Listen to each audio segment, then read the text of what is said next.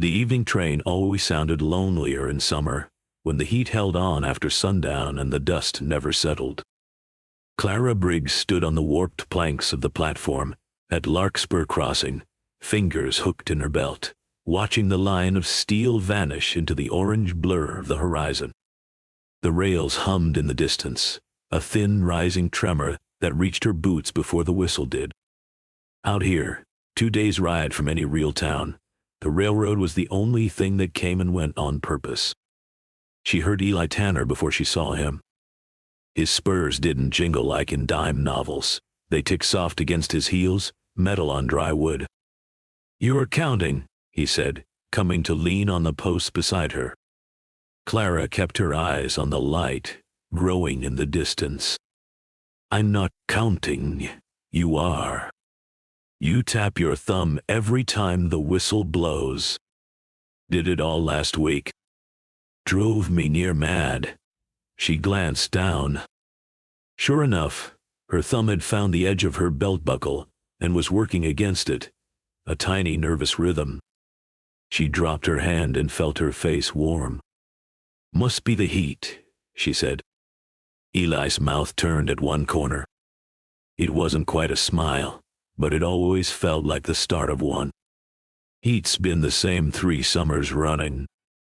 Train's the only thing different. That and the foreman they keep sending." Clara squinted toward the far side of the tracks, where her orchard sloped down behind the depot. Rows of scrubby apple trees clung to soil that didn't much want them. Beyond that, the valley opened out, dotted with other claims. Mexican families. A small camp of Apache who came and went with the seasons but always traded fair.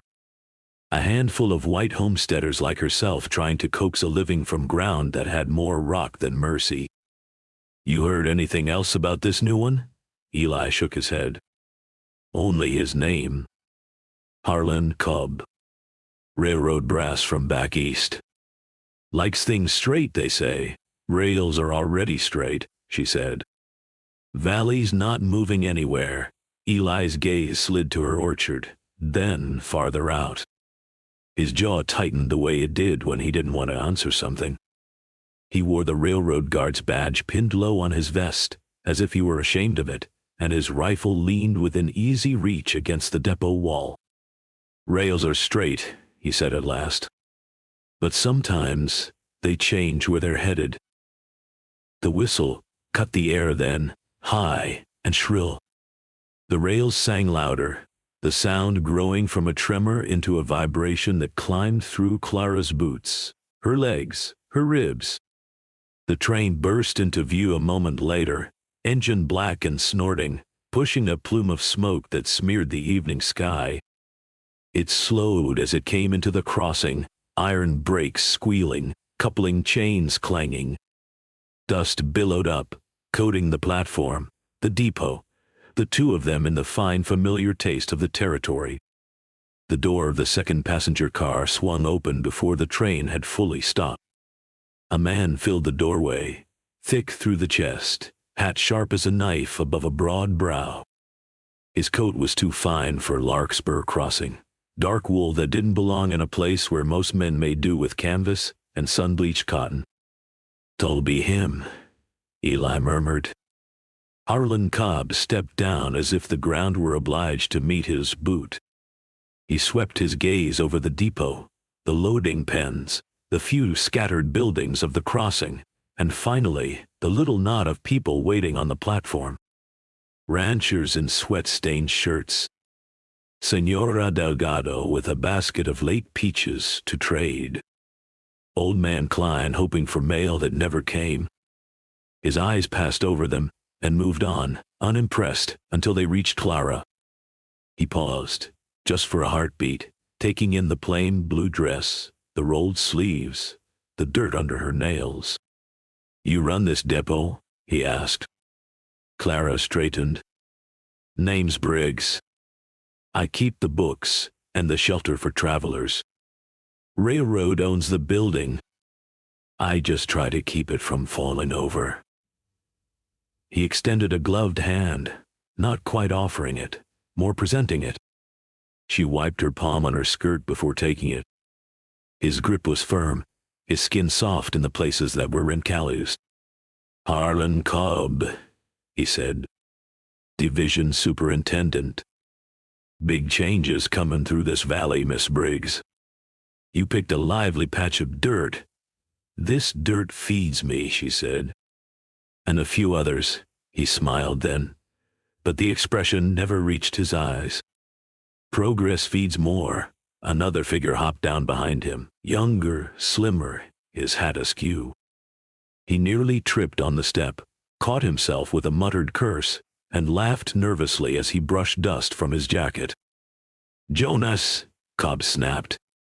"Mind your feet." "Yes, sir," the younger man said. He had a kind face, Clara noticed.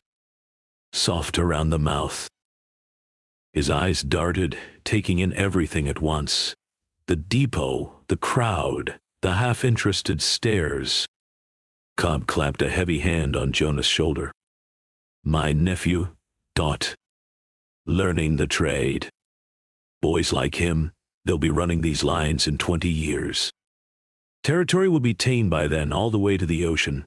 Clara heard the word tamed, and thought of the Delgado's small herd grazing near the river, of the Apache children chasing each other through the cottonwoods, of Eli sitting on her porch some nights, hat in his hands, telling stories about hills he'd seen that no white man had ever climbed. She swallowed down the taste in her mouth.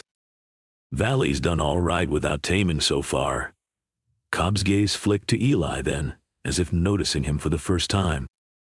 "You're the guard here?" "Yes, sir." His voice went flat when he said sir, a habit he'd never quite lost from the war. "Eli Tanner. Served?" Cobb asked, chin tilting toward the badge, and the way Eli stood. Weight even, rifle angled, not at anyone but never more than a breath from his hand. "Second Missouri," Eli said. "Then a spell with the provost. Union side." Cobb's face didn't show what he thought of that. "You'll do. I've got freight coming through that. Makes what we've been hauling look like scrap. Need men who can keep it from walking off." "You follow orders, Mr. Tanner?" Eli met his eye. "If they're worth following." Clara's heart ached. There were safer answers. Cobb's smile thinned.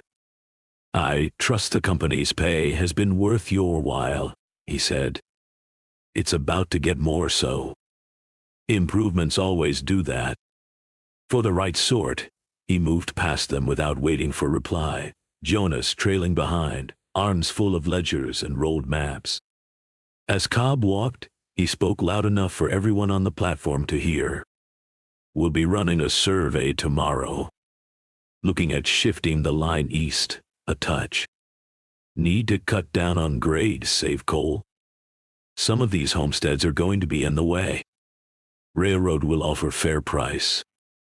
More than fair, considering what this land's actually worth." Senora Delgado held her basket tighter. Old Man Klein's jaw worked, molars grinding. Clara forced air into her lungs. "My orchard's east," she called after him. Cobb didn't break stride. "Then you'll be first in line for the company's generosity, Miss Briggs." The words landed like gravel. Eli glanced at her, then at Cobb's back. "They can't just," Clara started. "They can," Eli said quietly. "If the charter men in Santa Fe sign off and no one with a badge big enough says otherwise." "And you?" she asked. He looked at her, and for a moment, the noise of the depot, the hiss of cooling metal, the murmur of voices, the creak of wood, fell away. There was something tired in his eyes, and something stubborn under it. "I've got a small badge," he said. "And not much say." He paused. "But I got a voice." "Same as you," the train hissed, steam bleeding off in white plumes. Cobb disappeared into the depot office with Jonas and the local sheriff, Pike, a heavy man with a doughy face who'd been too quick, in Clara's opinion, to trade his old farmhouse for a new brick one the year the railroad came. Clara watched the door shut behind them. Eli followed her gaze. "You'll be at the dance tonight?" he asked. "What dance?" Klein hauled his old fiddle out. "Says if the company's going to flatten his pasture for a siding, he intends to make the boards under his feet earn it one more time." Eli shifted, dust puffing under his boot heel. "Thought you might come by." Clara studied him, trying not to smile. "You asking me, Mr. Tanner?" "I'm asking if you'll come," he said, ears turning pink under the brim of his hat. "And maybe save me one dance, so I don't have to step on a stranger's toes." She let him sweat a heartbeat longer. "I'll see what the evening brings." He nodded, acceptance and something like hope crossing his face in the same blink, and went back to his post as the train crew began to unload freight. The valley felt different that night. Lanterns swung from the beams of Klein's old barn, casting yellow light that pooled on the packed earth. The air smelled of sweat and sorghum, of wood smoke, and the faint sweetness of Clara's cider. Someone had strung up a line of faded bunting, more dust than color now, but it fluttered like it remembered brighter days. Clara stood near the open doors, heat from the crowd brushing her face each time the music swelled. She hadn't been sure she would come. The thought of dancing while someone in a fine coat planned to take her land had sat wrong in her chest. But staying home had felt worse, like conceding before a word was spoken.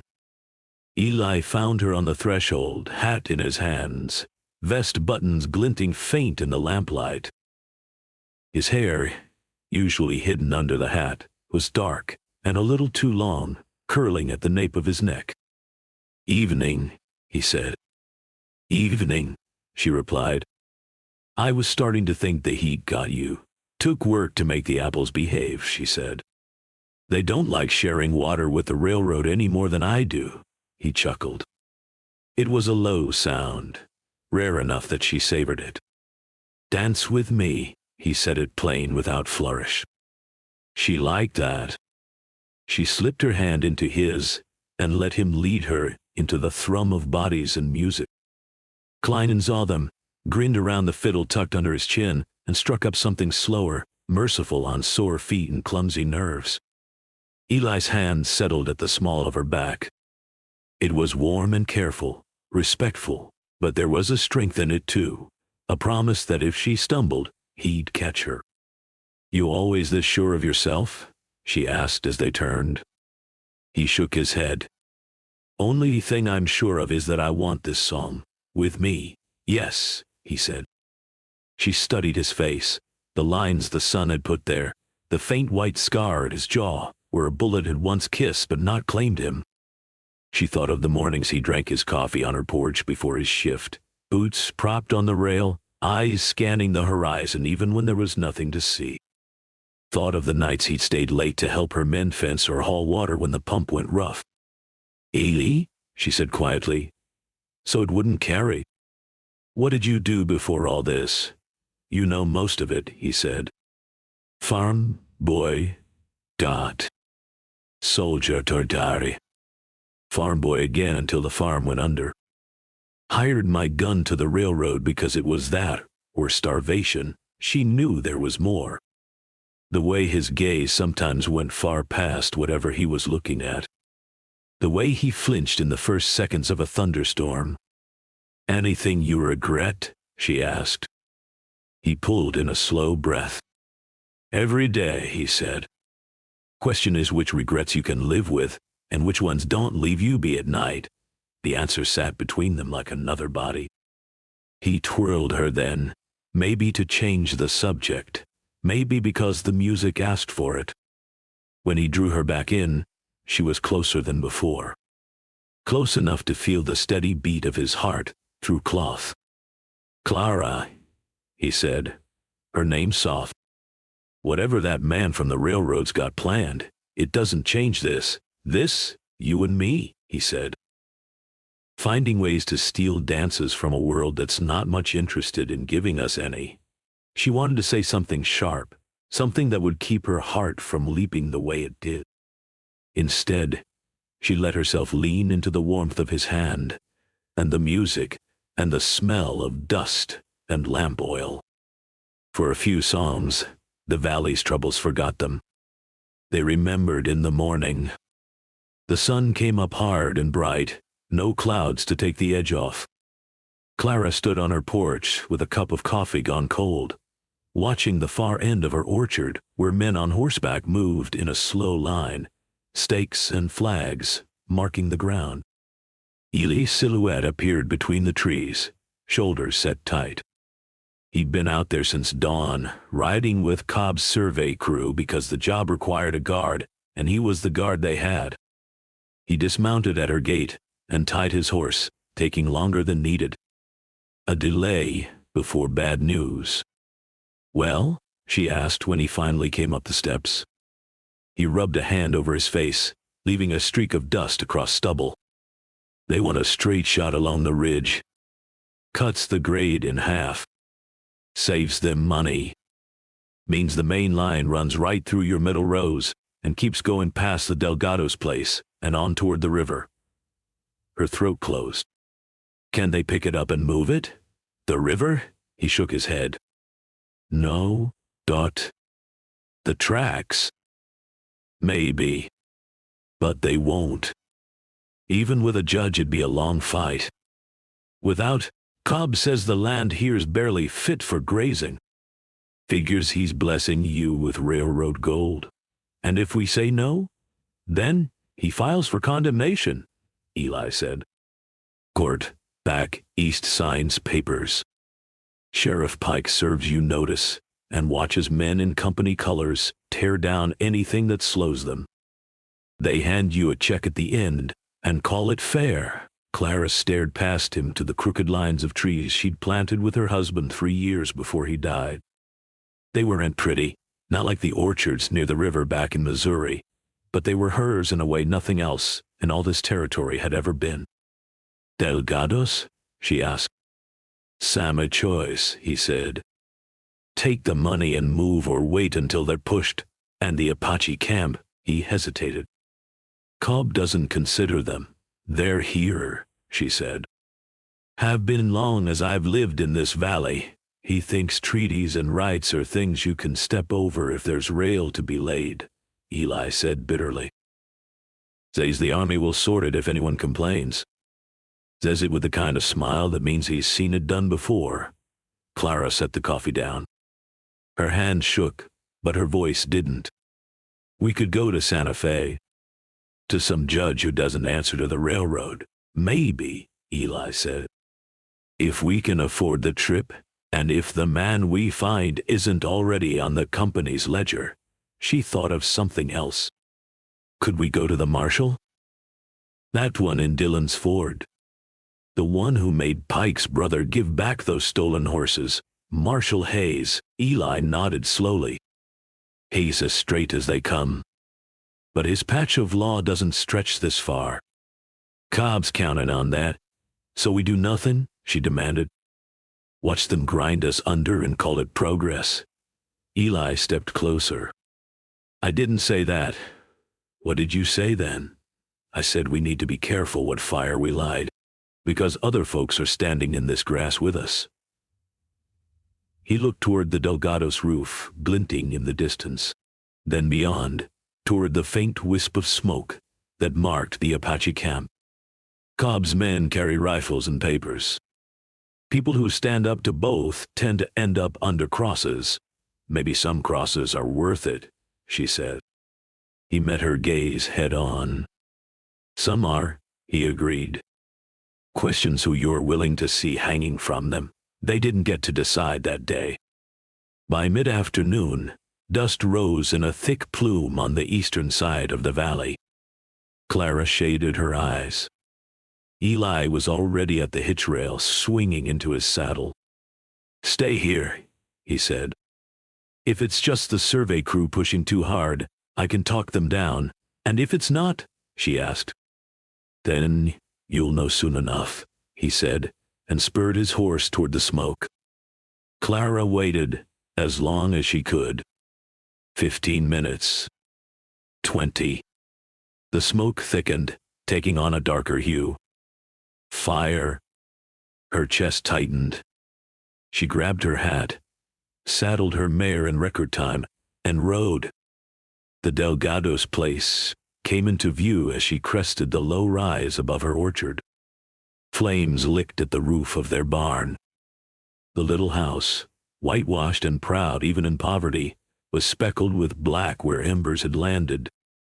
Someone had overturned the water trough. Chickens scattered, half crazed, between running figures. Senor Delgado stood in the yard with a rifle, shouting in Spanish and broken English. Two of Cobb's hired hands, men Clara didn't recognize, rough wool coats and company badges, sat their horses near the fence, smoke curling from the muzzle of a lantern one had thrown aside. Eli was on the ground between them, one hand raised, the other gripping his rifle by the barrel, offering it butt first. "Put it away, Del," he called. "No one needs to get shot. They set fire to my home," Delgado shouted. His wife clutched a crying toddler on the porch. An older boy ran with a bucket, throwing pitiful water at the barn's edge. "The barn caught when we burned brush on the survey line," one of the company men said, voice too casual. "Tell him Tanner touched Lori. Tell him we didn't touch his house." Eli's jaw worked. "You lit fires too close in this wind," he said. "You knew better. Accidents happen," the man replied. His hand rested near his pistol. "No need to point rifles over it." "Accident?" Delgado roared. He swung his rifle toward the man. The younger Delgado boy, 12 at most, darted in front of his father, eyes wild. "Papa, no!" Things went too fast then. The hired hand reached for his gun. Eli moved, but he was a step too far. Jonas Cobb, who'd been sitting his horse behind the others, pale and sick-looking, suddenly shoved his mount forward. "Don't!" he cried. The company man fired. Delgado stumbled back, the rifle dropping from his hands. The older boy screamed. The hired hand swung his pistol toward him next. Jonas' gun went off. For a moment, Clara couldn't tell who'd shot. Then the company man fell sideways in his saddle, blood pouring from his neck. He hit the ground and didn't move. Silence crashed over the yard, thick and choking, broken only by the crackle of fire and the sobs of the younger children. Jonas stared at the dead man, gun dangling from his fingers. His face had gone gray. "Oh God," he whispered. "Oh God, I was just trying." The other company hand swore and swung off his horse. "You fool," he hissed. "Harlan's going to skin you." "That's company property dead on the ground." Senor Delgado looked down at where the bullet had torn his shirt across the shoulder. Blood seeped through, but it was a groove, not a killing shot. Clara saw the moment he realized it. Saw the moment his gaze cut to Jonas, to the dead man, to Eli standing between them all.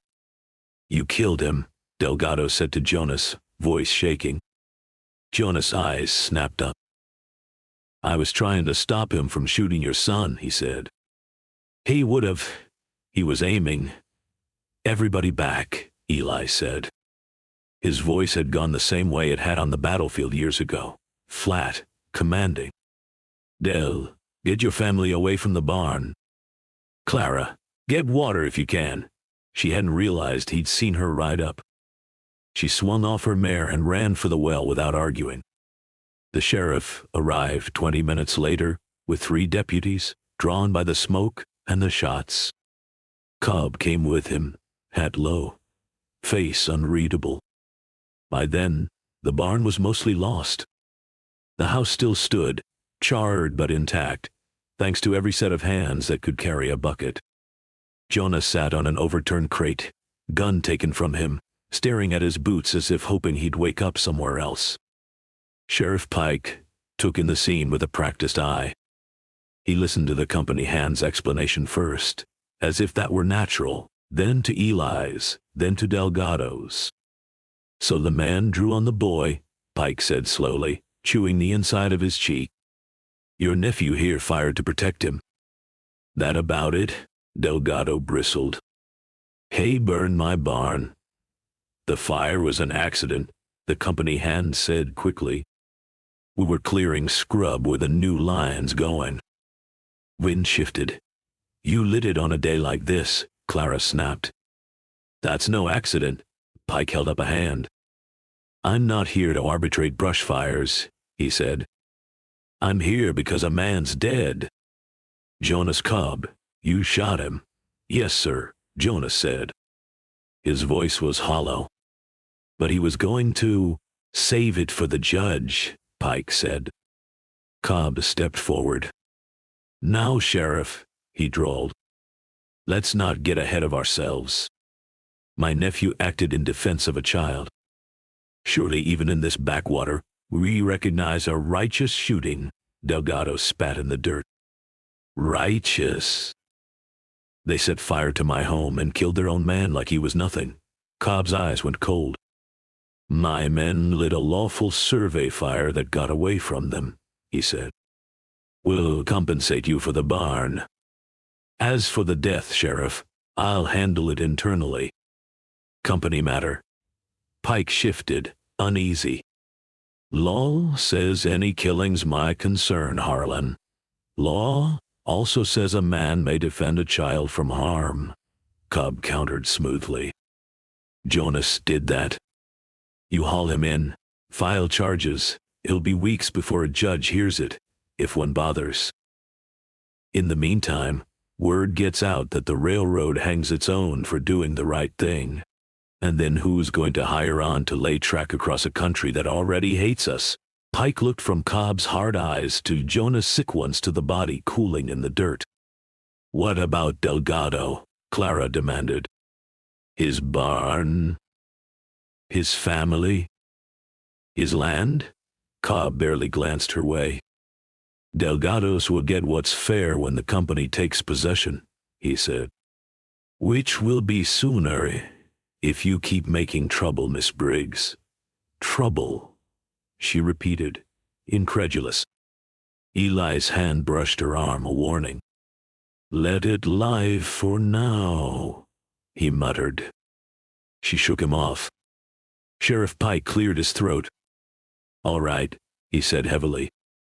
Seeing as the only man who can dispute Mr. Tanner and Mr. Delgado's account is lying in the yard, I'm inclined to call it self-defense. Jonas Cobb, you're free to ride with your uncle. But you stay close.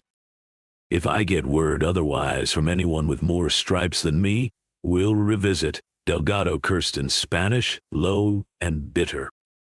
I wanted on record, he said haltingly in English, that my barn burned for their rail. When judge comes, I speak. A judge comes when I ask him to, Cobb said. And I don't see any profit in that. The words sat on the air like smoke no wind could move. That night, Clara sat at her kitchen table with Eli, the room lit by a single oil lamp. Outside, the valley was dark and restless. You saw it, she said. You know that wasn't justice. No, he said. It wasn't. Then we don't let it stand, she said. We ride to Dillon's Ford, talk to Marshal Hayes. Make him listen. Make him bring someone from the territorial court. Eli rubbed the bridge of his nose. If we leave, Cobb moves faster, he said. Pike will say we stirred up trouble and fled. Hayes might listen, might not. Even if he does, he has to ride back with us. That's days of warning for Cobb to clean his ledgers and smooth his story. Then we go quiet, Clara said. Wire him. Telegraph lines belong to the railroad, Eli reminded her. Messages pass under Cobb's nose before they reach Hayes. She scowled, frustrated. There has to be a way. He watched her fingers drum on the table, same nervous rhythm she had on the platform. There might be, he said. But it puts us in the thick of it. We're already in, she said. They burned our neighbor's barn today. They'll burn my orchard tomorrow if I bow and smile. I won't."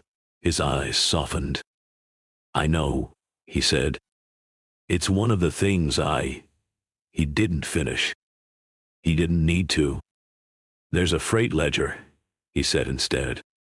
"Company keeps it locked in Cobb's trunk. Lists every 60-pound rail and sack of nails, sure. But it also lists who he paid to sign off routing rights, what he slid under which table, when and where." "How do you know?" she asked. "Because I carried it once," he said. "Saw a page I wasn't supposed to see. Names that don't belong next to the numbers they're by. If we had that," she said slowly, "Hayes couldn't ignore us." "A judge couldn't either." "No," Eli said. "But getting it means someone opening that trunk who isn't supposed to. Someone close to Cobb. Jonas," she said. Eli nodded. "He's rattled. Man who's sure of himself doesn't look like he did after. You think he'd cross his uncle?" "Think he already did," Eli said. "Shooting that hired hand wasn't in the script. Cobb wanted Delgado scared, not killed. Jonas made his own choice. Maybe he's got more of that in him. And if he doesn't," she asked, "then we're back where we started," Eli said. "Only with a few more bruises." 3 days later, Jonas knocked on Clara's back door. He came at dusk, hat in his hands, coat dusty, shadows under his eyes deep enough to hold secrets. Eli sat at the table with a half-mended bridle in his lap, but he set it aside when Jonas stepped in. "I wasn't followed," Jonas blurted. "I checked twice. No one said you were," Clara replied, though her heart rate had picked up. Jonas perched on the edge of a chair like a bird unsure of the branch. "I heard you talking with Tanner in the yard yesterday," he said. "About the marshal. Ledgers." Eli's posture changed, subtle, his wariness sharpening. "You spying on us, Jonas?" "I was walking by," Jonas protested. "Uncle had me carrying maps to Pike." "I didn't mean," he trailed off, ashamed of how weak that sounded. "You were talking about the ledger." "The one he keeps locked. What about it?" Clara asked. Jonas swallowed. "I know where he hides the key." The room seemed to shrink. Eli leaned forward. "Why are you telling us this?" Jonas' knuckles whitened around his hat brim. "Because that man I shot," he said hoarsely. "He was a bastard. Drunk on shift. Liked to kick dogs. Didn't give a damn whose house he set on fire as long as he drew his pay. But he was still flesh and blood, and I put him in the ground. And my uncle patted my shoulder and told me I did right, then sat me down with the ledger and showed me numbers he said were going to make us rich." Eli waited. "I couldn't eat that night," Jonas said. "Kept seeing the man's face. Kept hearing that boy scream. My uncle, he slept fine. Like it was another day of work." "That surprise you?" Eli asked quietly. "Part of me always thought there was a line," Jonas said. "That he'd push up against it, sure, but stop before bodies. Now I see there isn't one. Not for him. And if I keep following him, I won't have one either." Clara studied him. "Helping us means turning on him," she said. "Means you go from nephew to traitor." "I know," Jonas whispered. "I don't sleep right now either way." "Why come to me?" she asked. "Why not take that key and go straight to Marshal Hayes?" "Because I don't know how to stand against my uncle alone," Jonas said. "He's been the solid ground under my boots since I was old enough to walk. I go at him by myself. He'll break me in half and call it discipline. But the two of you, people around here listen to you, Miss Briggs. And Tanner, Men like him listen to a rifle when words fail.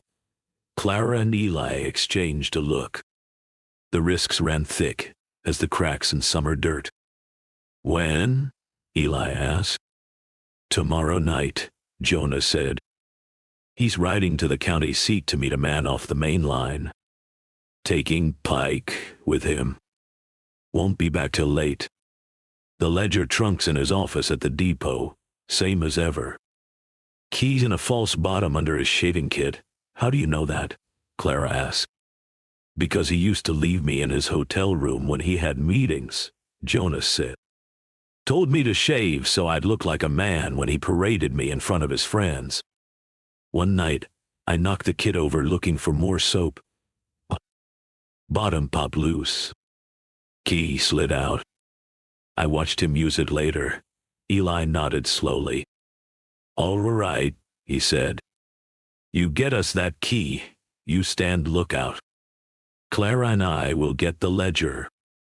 We'll make copies of the pages we need and get them to Hayes by riders that don't go through Cobb's line offices. Jonas hesitated. Copies?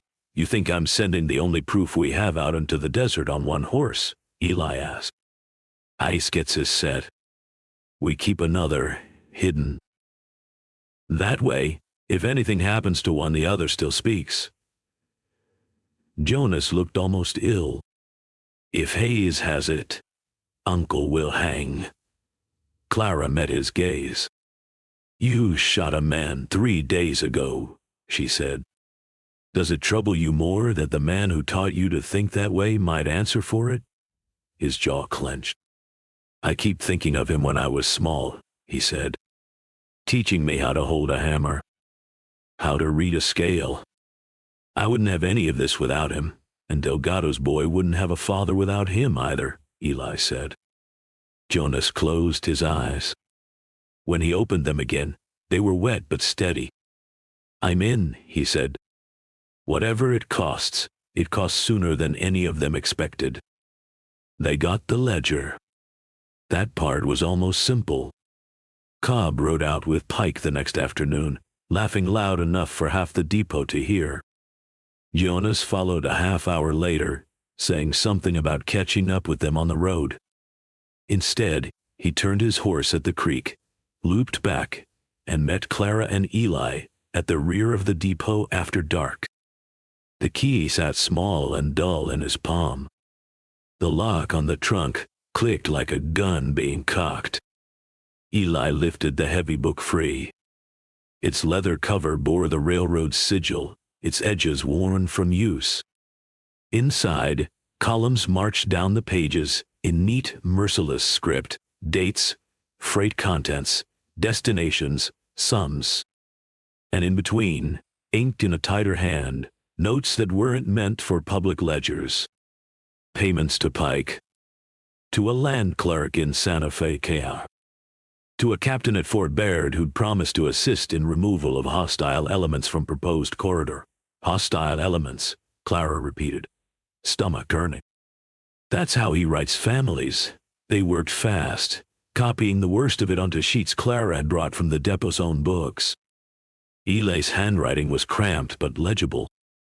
Jonas' hand shook enough that she set him to counting pages instead. When they were done, Eli slid the ledger back into the trunk, returned the key to Jonas, and closed the lid. We'll get these to Hayes, he said, patting the sheaf of copies tucked into his vest. We do it quiet. No show. He comes with warrants. Cobb doesn't see it coming. Jonas nodded. I'll put the key back tonight. He'll never know it was gone. He put his hand on the trunk as if steadying himself. Thank you, he said.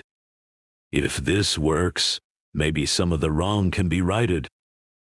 Clara studied his young face, the guilt carved into lines that didn't belong on someone his age. Righted, maybe, she said softly. Not undone. They went home thinking they had struck a blow, quiet but sure. At dawn, riders thundered into the valley. Clara woke to hooves and shouted orders. She snatched her robe and pistol, peered through the curtain.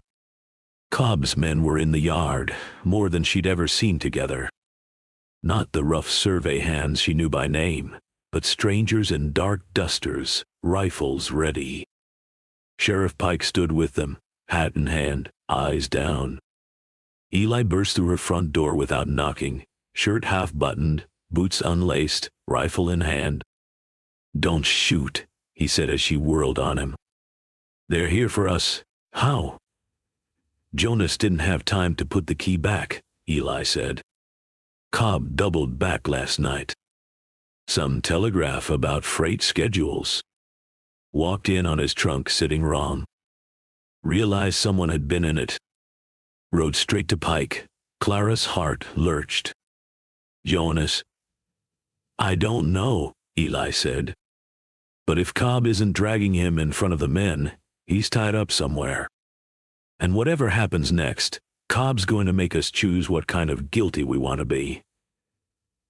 They didn't have long to find out.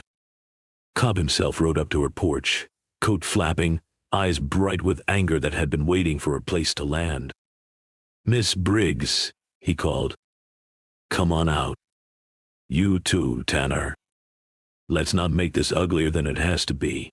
Eli squeezed Clara's shoulder once, then walked out first, rifle pointed down but ready. Clara followed, chin high, robe thrown over a dress she hadn't had time to button properly. Cobb sat his horse like a man on a throne. Beside him, two of the dark-coated riders held Jonas between them. His hands were tied, his lips split, one eye already swelling. "You took something of mine," Cobb said without preamble. "I want it back.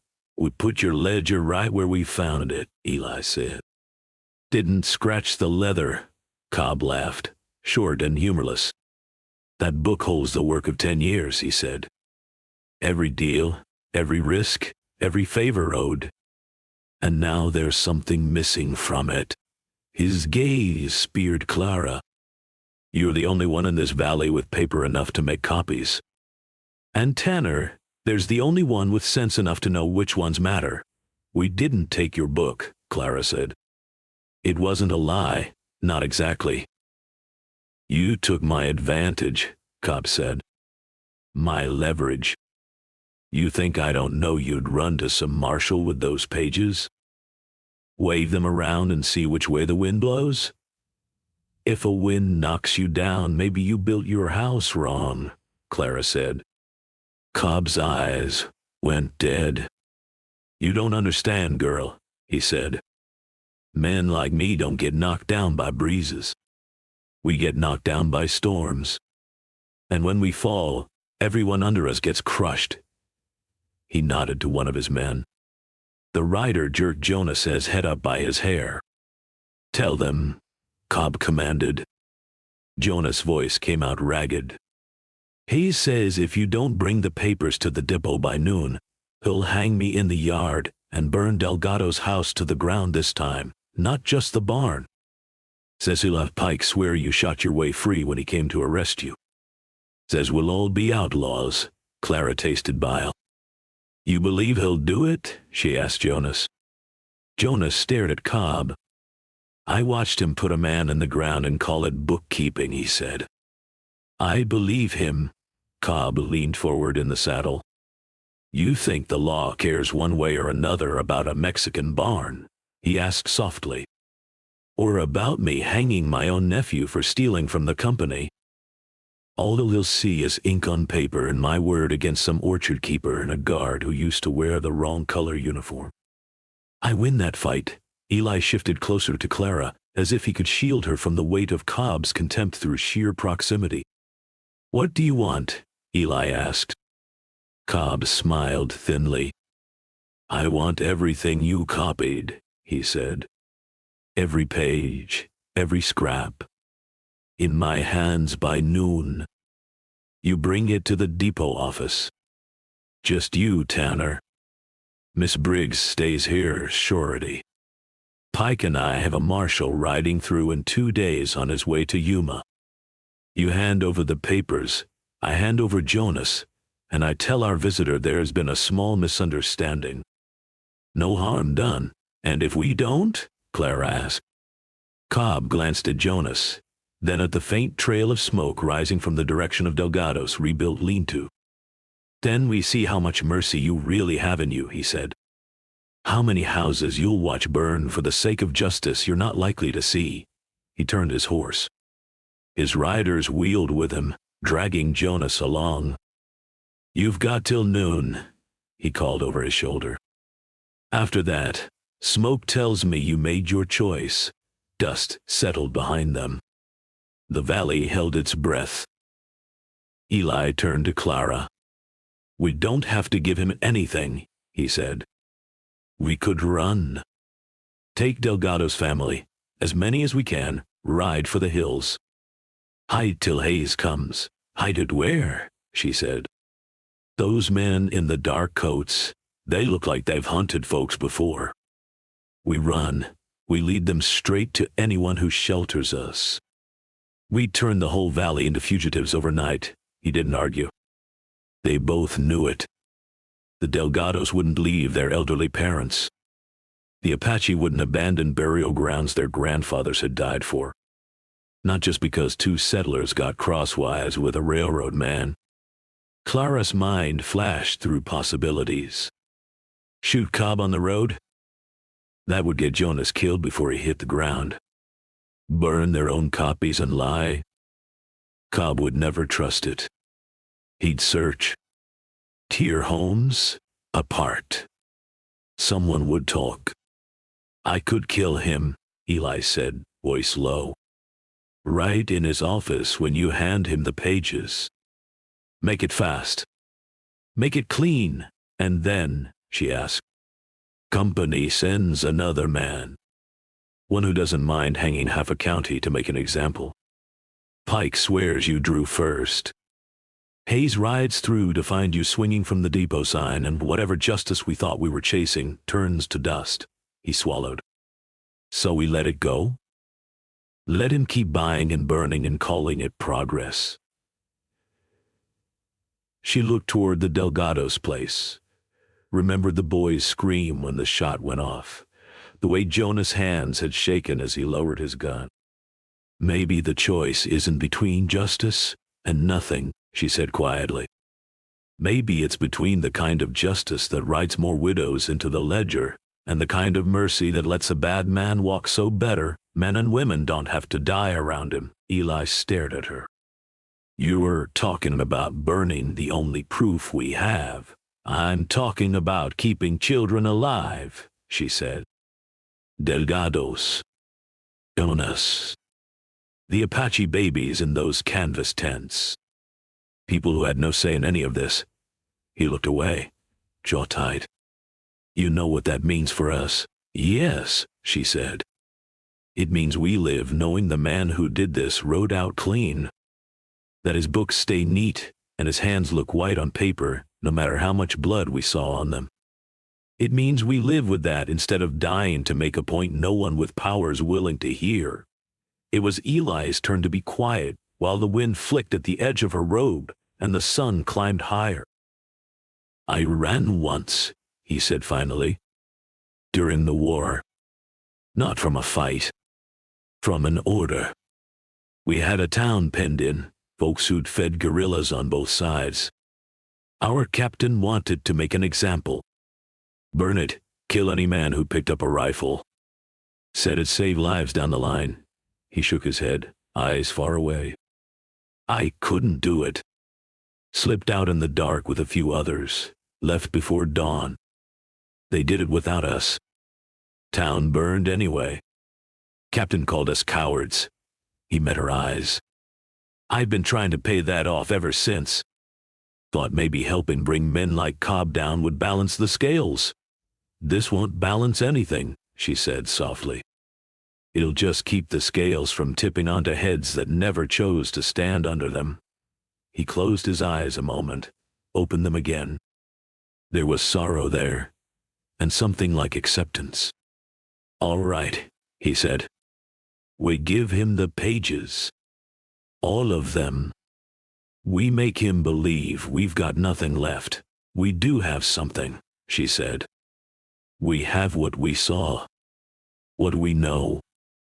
It's not enough to hang him in a court. But maybe it's enough to keep us watching him. To warn others when he comes sniffing around with his papers and his pretty words. He huffed a humorless breath. Shadow justice. Some days, she said. It's the only kind this place offers. They rode to the depot at 11:30, copies folded in a plain oilcloth packet. Sheriff Pike waited on the platform with 2 deputies. Cobb leaned in the doorway of his office, coat off, sleeves rolled. Jonas sat on a barrel nearby, hands free now, but guarded by one of the dark-coated men. You came, Cobb said. I admit, I wasn't sure you would. Some folks are more head than heart. Others the reverse. Maybe we're just tired of fire, Clara said. He held out his hand, palm up. Eli placed the bundle in it. Cobb opened it, leafed through the pages, eyes flickering as he recognized his own handwriting in a different hand. You kept them exact, he said. Not a stroke altered. You should have been a clerk, Miss Briggs. Could have made something of yourself behind a proper desk. She said nothing. Cobb walked to the stove in the corner of the office, opened the iron mouth, and fed the pages in one by one. Flames licked the ink, curling the paper black, then gray, then nothing. Just like that, he said. Months of mischief, gone. Now you let him go, Eli said, nodding toward Jonas. Cobb considered his nephew as if weighing a side of beef. You've disappointed me, boy, he said. But you've got enough of your mother in you that I suppose I should have expected a soft streak. Jonas flinched. Uncle, you speak when I tell you, Cobb snapped. For now you remember this as the day I saved your neck. He jerked his chin at the guard. The man stepped back. Jonas slid off the barrel, rubbing his wrists as if he could erase the marks. Delgados, Clara asked. Their house? It'll stand, Cobb said. Until the survey's complete. Then it'll come down with the rest, but under papers instead of torches. You can tell yourself that's cleaner if it helps you sleep. He closed the stove door, the last of the ink burning away in the dark. You keep your eyes on your orchard, Miss Briggs, he said. And your dances, Mr. Tanner. Leave the big work to men built for it. You cross me again, I won't bargain. I'll call in men who don't bother with nooses. They'll just leave holes in the ground where trouble used to be. He turned his back on them then, as if the matter were settled. Pike shifted uneasily but said nothing. Jonas looked at Clara and Eli as if about to speak, then bit it back and followed his uncle inside. On the ride home, the valley looked the same. The sun still baked the earth. The rails still caught the light. Children still chased each other between houses, as if nothing had shifted in the bones beneath their feet. Clara felt something in her chest had changed shape. You hate me for it? She asked Eli when they reached her orchard, the trees casting dappled shade across their path. What? Letting him burn those pages, she said. Choosing not to fight, he swung down from his saddle and came to stand beside her mare, close enough that their knees brushed. We fought, he said. We just chose the sort that doesn't leave bodies in the yard. It leaves him walking free, she said. He nodded. It does. And Jonas, she added. He'll go on carrying his uncle's books. Signing his name where Cobb tells him. Maybe, Eli said. Or maybe what he did doesn't wash out so easy. Maybe it gnaws at him. Maybe one day when Cobb's older and slower and less careful, Jonas steps a little more to the side. I'm not saying justice will come, he said. Just that it doesn't only ride in with marshals and papers. Sometimes it grows in a crack you don't see coming. Poetry, Mr. Tanner, she said, trying for lightness. Regret, he said. dressed up so it doesn't feel so heavy. Months passed. The line shifted. Clara watched men drive stakes through her orchard, their hammers ringing against earth and rock. The company paid her for every tree they felled. The sum on paper looked generous. In her gut, it tasted like payment for a sin she hadn't committed. Delgados moved their rebuilt house farther up the slope, away from the tracks, onto land no one had thought worth claiming before, because hauling water there meant near daily misery. They did it anyway. Their new barn was smaller. The boy Jonas had tried to save walked, with a slight limp now, a reminder etched into bone. The Apache camp grew more cautious. They broke camp whenever survey crews came too close, reappeared days later in a different fold of the land. Once, old Nantan, who traded deer hides for Clara's jars of preserves for years, stood at her counter longer than usual, rolling a tin cup between his hands. "Line brings soldiers," he said. "Soldiers bring paper men. Panta Dios, and you are good key. Paper men move their marks. We move our dead." "Always has been. I'm sorry," she said. The words felt useless. He shrugged. "You burn his paper," he said. But he still walks. His eyes, dark and tired, studied her. Sometimes mercy is a trail that bends back on itself. You step aside, others walk into what was coming for you. She swallowed. "Would you have done different?" He smiled without humor. "I am too old to say," he replied. "When I was young, I'd have welcomed his blood on my knife. Now I count the children in camp and think maybe less fire in the world is better, even if it means we swallow the smoke." Eli left the railroad that winter. Cobb didn't fire him. He just made the job tighter until Eli's shoulders couldn't fit in its shape anymore. Double shifts, orders that tasted wrong. Quiet suggestions that he looked the other way when freight went missing from the tallies in ways that always seemed to match the weight of favors owed. "I won't be his gun," Eli said one night, tossing the badge onto Clara's table. "Not even by standing beside men who are. What will you be?" she asked. He looked around her kitchen, at the shelves he'd helped put up, at the window they'd reset together after a summer storm tore it out. At the boots by her door, one pair small, her late husband's nephew, who she'd taken in when his parents died of fever last year. "I'll be what this house needs," he said. "If you'll have me." She stared at him. At the man who had stood between her and smoke, between neighbors and guns, between his past and the future he wanted. "This house needs someone who can fix a pump, mend a fence, and keep young Tom from putting nails in the stove," she said. "You any good at those?" He smiled, really smiled, for the first time in weeks. "I can learn." She stepped closer. "It also needs someone who can hold it up when the weight of what we didn't do feels heavier than what we did." "That I can try," he said. They didn't marry right away.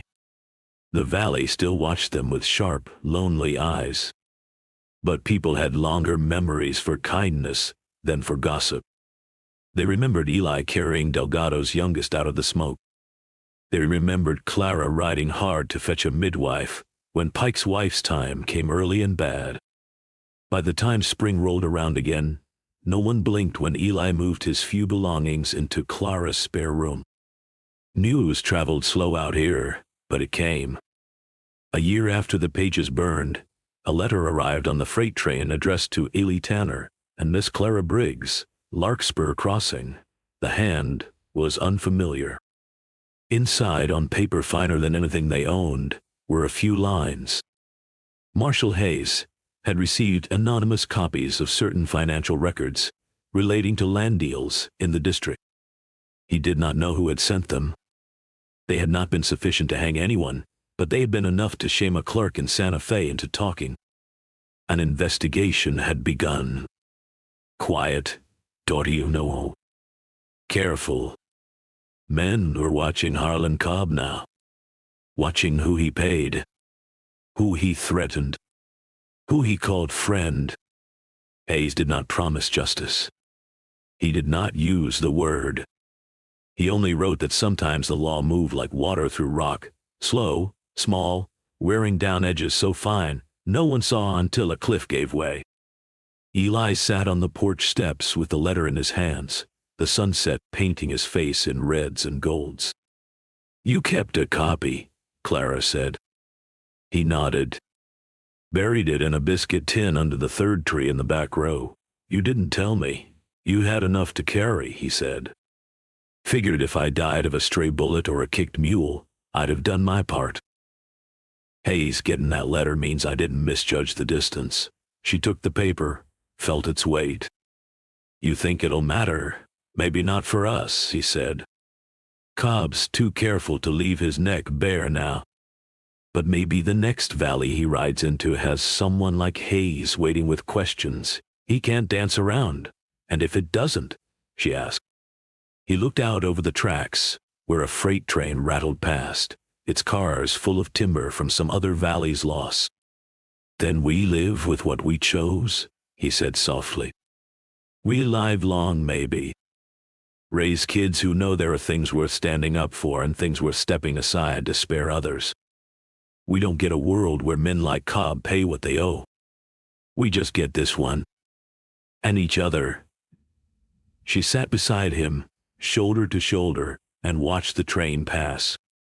In town, Delgado's boy limped down the main street with a sack of flour on his back, strong despite the scar. Jonas Cobb sat alone on the bench outside the depot, ledger under his arm, eyes on a horizon that promised less than it once had. Somewhere far away, men with pens and badges looked at numbers and names and wondered how much rot they were willing to prune from their own tree. Larkspur Crossing went on. The line cut through Clara's former rows, iron and power and promise for some. Children pressed pennies on it and squealed when trains flattened them into thin, useless circles. Men cursed when soot drifted onto freshly washed shirts. Women counted the days until letters came from sons who'd gone chasing jobs miles away.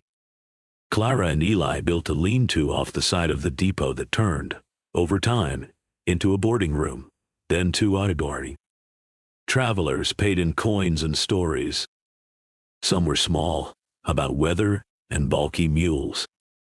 Others were larger, about towns lost when river boats came, about mines that took more than they gave, about railroads that promised connection and delivered cages. On cold nights, when the stove fought the draft and Tom snored in the corner bed, Clara and Eli would sit close, his arm around her shoulders, her head against his chest, the letter from Hayes tucked in a box with a few other things they couldn't bear to throw away. "You ever wish we'd done different?" she asked once, years later, when gray had begun to thread through Eli's hair and laugh lines had set around her own eyes. He thought about it longer than most men would have. "Every time I see Delgado limping to the pump," he said. "Every time the train whistles and I remember the smell of that burned barn. Every time I imagine Cobb sitting at some polished table, putting his boots up on another man's land." She waited. "And," he went on, "every time I see Tom come in the door at the end of a day, whole. Every time I hear Apache kids laughing down by the creek instead of lying still under crosses. Every time I lie down next to you and feel your heart beating in the dark. I think about what it would have cost to trade those things for a chance, just a chance, to see Cobb swing." He kissed her hair. "I regret the world," he said, "but not the choice we made in it. Mercy had not brought justice to Larkspur Crossing. Harlan Cobb never stood in shackles on a gallows. The ledger that might have doomed him went up in smoke in a small depot stove one hot noon, watched by 3 people who'd hoped for something cleaner. But mercy had kept other fires from being lit. It had spared a boy who'd pulled a trigger too fast from dangling at the end of a rope. It had left a family with a father, a camp with its elders, a valley with enough people in it to remember what had almost happened. Clara and Eli grew old in a world that never quite balanced its accounts. They planted new trees along the edge of the tracks, stubborn things that sent roots down around iron and oil, and found pockets of water anyway. Some nights, when the train's whistle sounded lonelier than others, Clara would feel the ache of all the reckonings that never came. On those nights, Eli would sit with her on the porch, their hands twined, and they would listen. Not for cavalry or judges or the creak of a noose, but for the ordinary sounds of a place that had survived. Laughter, hammers, a fiddle drifting from Klein's rebuilt barn, the murmur of a language older than the railroad lingering by the creek. Survival without justice was a hard thing. It tasted of ash and unshed tears. But it was life. And in the Old West, sometimes life was the only verdict a merciful heart could win.